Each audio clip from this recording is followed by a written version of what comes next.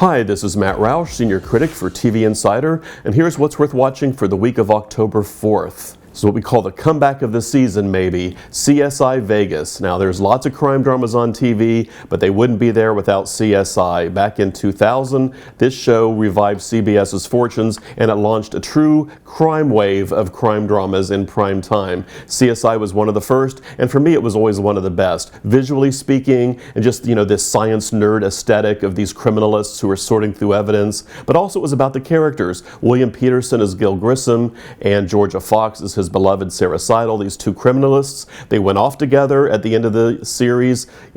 In 2015, the show's been off the air that long. Both Gil and Sarah are back. They go back to Las Vegas, their old stomping grounds, but they're back because one of their former colleagues has been targeted by a conspiracy who is framing him, and it's also going to put all of their past work and all of their past cases under a microscope. And all of their reputations could be tarnished by this. So really, it's Gil and Sarah to the rescue with a new team of criminalists and forensic lab rats, basically. But it's a true procedural, and again, one of the best. The simplest crime stories are sometimes the most effective, and that's true with CSI Vegas, coming to CBS on Wednesday. Also on CBS is a new comedy starting on Thursday called Ghosts. And it's not scary, it's funny. These ghosts are wacky ghosts. And in this sort of Beetlejuice type premise, we're all about how she sees dead people. Samantha and Jay are a couple that move into this ancient manor. They've inherited this house. They want to turn it into a B&B. They do not realize it is populated by ghosts. But when Sam has an accident,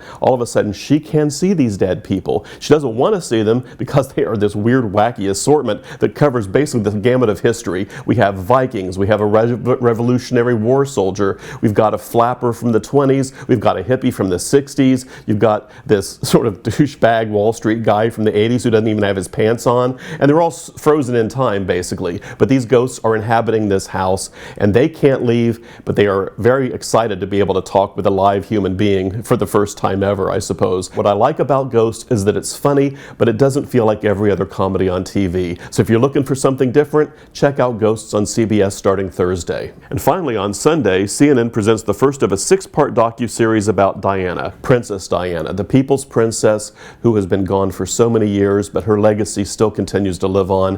TV was fascinated with her when she was alive. They have never lost that fascination. She would have been 60 years old this year. She's kind of frozen in time herself in many ways, and in terms of that wonderful fairy tale aura about her when she married Prince Charles, but the fairy tale crumbled. She sort of had a second identity as this activist and as this defiant ex-royal who was going to live her best life. Unfortunately, she died way too young, but this series is going to look at all aspects of her history and her biography. The first episode, you're dealing with the young Diana Spencer and her growing up in England and how her paths crossed with Prince Charles. You saw some of this play out dramatically on The Crown last season, but now you get the real story. Diana begins Sunday on CNN. This is Matt Roush for TV Insider. For more news, reviews, and what's hot in streaming, check out TV Insider today.